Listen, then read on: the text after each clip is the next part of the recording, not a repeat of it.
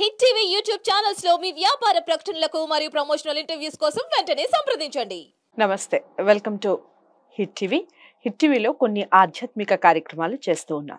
నాతో పాటు ఉన్నారు ప్రముఖ జ్యోతిష్య వాస్తు నిపుణులు బ్రహ్మశ్రీ డాక్టర్ నాయగంటి మల్లికార్జున శర్మ గారు. నమస్కారం గురువు గారు. నమస్కారం. గురుగారు చెప్పండి, భేద నక్షత్రాలు అంటే ఏమిటి, అసలు దానికి వివాహ బంధానికి ఏమిటి, ఆ లింక్ ఏమిటి, ఎలా సరిపడవు ఏమిటి చెప్పండి. తప్పకుండా అమ్మ. ఓం శ్రీ గురుభ్యో నమః.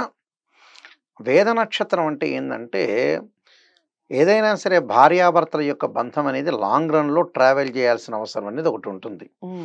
అంటే ఎప్పుడు కూడా సరే చిన్న చిన్న గొడవలు వచ్చినా కూడా ఒకళ్ళు భర్త భార్యను రెస్పెక్ట్ చేసుకుంటూ, భార్య భర్తను రెస్పెక్ట్ చేసుకుంటూ ప్రశాంతమైన జీవితానికి ముందుకు వెళ్ళటానికి ఆస్కారం అనేది ఒకటి ఉంటుంది.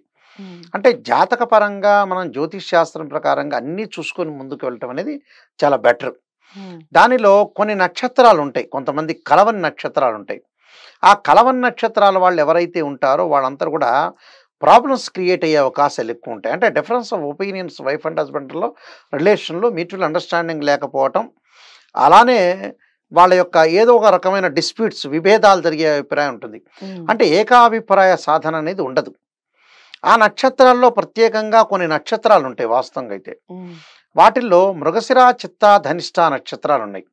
అంటే మృగశిర నక్షత్రం వాళ్ళు చిత్తా నక్షత్రం వాళ్ళు చేసుకోకూడదు, చిత్తా నక్షత్రం వాళ్ళు ధనిష్ట నక్షత్రం వాళ్ళు చేసుకోకూడదు, మృగశిర నక్షత్రం వాళ్ళు ధనిష్ట నక్షత్రం చేసుకోకూడదు. అంటే పరస్పరం కూడా మృగశిర, చిత్తా, ధనిష్ట నక్షత్రం వాళ్ళు పరస్పరం కూడా వివాహం చేసుకోకూడదు, నిషిద్ధం అది. ఈ మూడు నక్షత్రాలు కుజుడి యొక్క నక్షత్రాలే, కానీ పరస్పరం విభేదాలు జరిగే అవకాశం ఎక్కువగా ఉంటుంది. అంటే కోప ఉద్రిక్తలతోటి ఇద్దరు కూడా విడిపోయే ఛాన్స్ అనేది ఎక్కువగా ఉంటుంది. అలానే మరికొన్ని నక్షత్రాలు ఉంటాయి. అశ్విని నక్షత్రం వాళ్ళు ఉంటారు. అశ్విని నక్షత్రం వాళ్ళు జ్యేష్ఠ నక్షత్రం వాళ్ళని వివాహం చేసుకోకూడదు. అలానే అశ్విని నక్షత్రానికి అధిపతి కేతు, జ్యేష్ఠ నక్షత్రానికి అధిపతి బుధుడు. అంటే ఇక్కడ బుధుడు యొక్క నక్షత్రము, కేతు యొక్క నక్షత్రం పరస్పరం విరోధ భావాలు కలుగుతూ ఉంటాయి. అంటే అశ్విని జ్యేష్ఠ నక్షత్రం వాళ్ళు, అలానే భరణి అనురాధ నక్షత్రం వాళ్ళు, అలానే కృత్తికా నక్షత్రం వాళ్ళు, విశాఖ నక్షత్రం వాళ్ళు. అంటే స్త్రీ పురుషుల్లో ఎవరైనా సరే, అది అశ్విని జ్యేష్ఠ కావచ్చు, భరణి అనురాధ కావచ్చు, కృత్తిక విశాఖ కావచ్చు. అంటే అమ్మాయిది విశాఖ కావచ్చు, అబ్బాయిది కృత్తిక కావచ్చు, లేదా అమ్మాయిది కృత్తికా నక్షత్రం కావచ్చు, అబ్బాయిది విశాఖ నక్షత్రం కావచ్చు. ఇలా చేసుకోకూడదు. అలానే రోహిణి నక్షత్రం వాళ్ళు, స్వాతి నక్షత్రం వాళ్ళు వివాహం చేసుకోకూడదు. అలానే ఆరుద్ర నక్షత్రం వాళ్ళు, శ్రవణ నక్షత్రం వాళ్ళని వివాహం చేసుకోకూడదు. అలానే పునరుసు నక్షత్రం వాళ్ళు ఉత్తరాషాఢ నక్షత్రాన్ని, పుష్యమి నక్షత్రాలు మరి పూర్వాషాఢ నక్షత్రం వాళ్ళని వివాహం చేసుకోకూడదు. అలానే మనకి పునరుసు, పుష్యమి, ఆశ్లేష నక్షత్రం వాళ్ళు, మూలా నక్షత్రం వాళ్ళని చేసుకోకూడదు. అంటే ఆశ్లేష, మూలా నక్షత్రం విరోధ భావ నక్షత్రాలు. అలానే మకా నక్షత్రం, రేవతి నక్షత్రం వాళ్ళని చేసుకోకూడదు. అలానే ఆశ్లేష మనకి పునరుసు, పుష్యమి, ఆశ్లేష, మక, పుబ్బా నక్షత్రం వాళ్ళు తప్పకుండా వాళ్ళు మిగతా నక్షత్రం వాళ్ళు ఏ నక్షత్రం వాళ్ళు చేసుకోకూడదు అని అంటే, పుబ్బా నక్షత్రం వాళ్ళు తప్పకుండా మరికొన్ని నక్షత్రాలు ఉంటాయి మనకి. ఇప్పుడు నేను చెప్పిన నక్షత్రాలే కాకుండా మిగతా నక్షత్రాలు కొన్ని ఉంటాయి.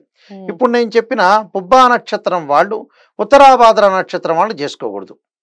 అంటే మక, పుబ్బ, ఉత్తరా నక్షత్రం వాళ్ళు వచ్చేటప్పటికల్లా మిగతా నక్షత్రం వాళ్ళని ఇప్పుడు నేను చెప్పిన ఉత్తరాభాద్ర కాకుండా పూర్వభాద్ర నక్షత్రం వాళ్ళు చేసుకోకూడదు. హస్తా నక్షత్రం వాళ్ళు శతభిష నక్షత్రం చేసుకోకూడదు.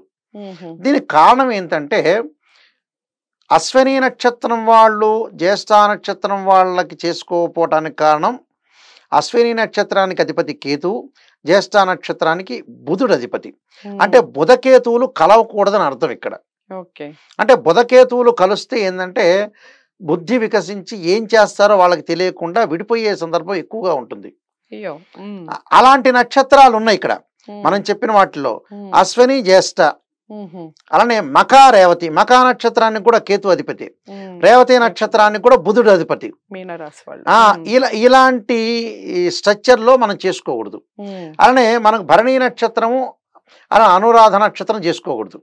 భరణి నక్షత్రానికి అధిపతి శుక్రుడు, అనురాధ నక్షత్రం శని. అంటే శని శుక్రుడు కలవకూడదు అని అర్థం.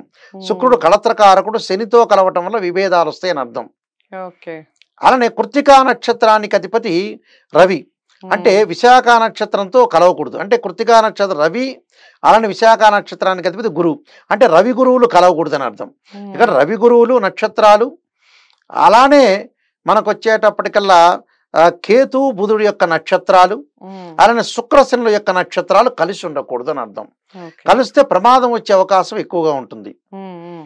అందువల్ల మనకి పునరసు ఉత్తరాషాఢ నక్షత్రం కూడా, ఉత్తరాషాఢ నక్షత్రం రవి అధిపతి, పునరసు గురువు, అంటే గురు రవులు కలవకూడదు, బుధకేతువులు కలవకూడదు, శుక్రశనులు కలవకూడదు. ఆ నక్షత్రాలు కలిస్తే దోషం విడిపోతారని అర్థం.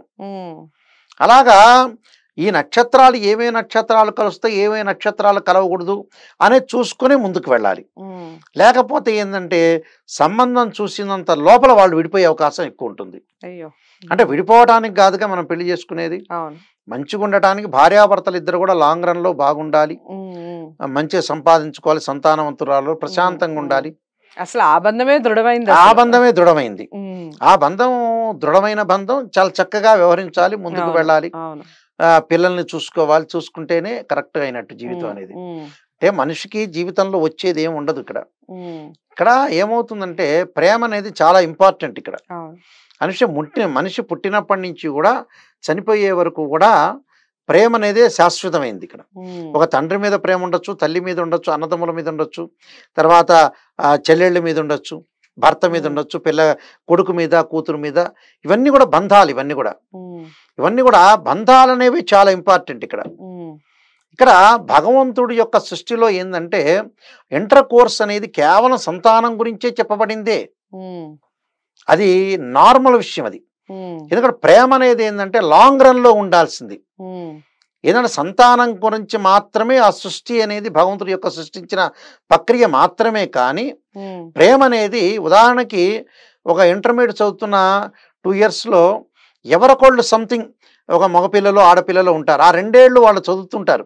ఆ బెంచ్ మేట్స్, క్లాస్మేట్స్ కొంతమంది ఉంటారు. సాయంత్రం పూట వెళ్ళి కలయేసే అవకాశాలు కూడా కొంతమందికి ఉంటుంటాయి. అలా 2 ఏళ్ల తర్వాత, లాంగ్ టర్మ్ తర్వాత కూడా వేరు వాళ్ళు డిస్ట్రిబ్యూషన్ అయిపోయిన తర్వాత నా ఫ్రెండ్ ఉన్నాడు, ఇదే రోజు సాయంత్రం పూట నేను కలిసేవాడిని, మాట్లాడేవాడిని అని అనుకుంటుంటారు. అంటే అది స్నేహము, ప్రేమ. ఇప్పుడు ఒక ఇంట్లో మనం రెంట్కున్నాం అనుకోండి, ఆ ఓనర్స్ తోటి బాగా రిలేషన్ ఉందనుకోండి, వేరే ఇంటికి వెళ్ళిన తర్వాత అయ్యో పలానా రిలేషన్ మనకు బాగున్నారని చాలా రోజుల పాటు అది గుర్తు తెచ్చుకుంటారు.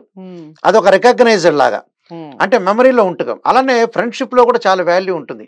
అదొక రకమైన ప్రేమ. భార్యాభర్తల యొక్క ప్రేమ అనేది మెయిన్ ఇంపార్టెంట్. సంతానం గురించి కాకుండా ప్రేమ, ఆసక్తి, అభిప్రాయం అనేది బాగా ఎక్కువ ఉండాలి. అంటే give respect and take respect. అంటే వైఫ్ అండ్ హస్బెండ్ రిలేషన్ లో పరస్పరం కూడా వాళ్ళు రెస్పెక్ట్ చేసుకోవాలి. ప్రేమ అనేది ఒకటి ఉండాలి. అంటే ఎలా ఉంటుందంటే భార్య అయినా భర్త అయినా బయటకు వెళ్ళిన తర్వాత ఎక్కడున్నారు ఏమిటని ఒక ఆతృత, యాంగ్జైటీ. బాబు స్కూల్కి వెళ్తాడో లేదా కాలేజీకి వెళ్తాడో, అబ్బాయి రాలేదు, అదంతా ప్రేమ. ఏంటంటే భగవంతుడి యొక్క సృష్టిలో ఏంటంటే ప్రేమే చాలా ఇంపార్టెంట్ ఇందులో. అది ఉండాలంటే ఏమిటంటే కొన్ని నక్షత్రాలు, జాతకాన్ని చూసుకోవాలి. మరి వివాహ బంధం అనేది చాలా గట్టిగా ఉంటేనే మనకు అనుకూలంగా ఉండే అవకాశం ఖచ్చితంగా ఉంటుందమ్మా. ఓకే, చాలా చక్కగా వివరించారు గురువు గారు. ఈ వివాహ బంధం యొక్క విశిష్టత గురించి ఒక రకంగా ఈ వీడియో ద్వారా చాలా మందికి తెలియజేసేలా మీరు చాలా చక్కగా వివరణ ఇచ్చారు. ధన్యవాదాలు. నమస్కారం.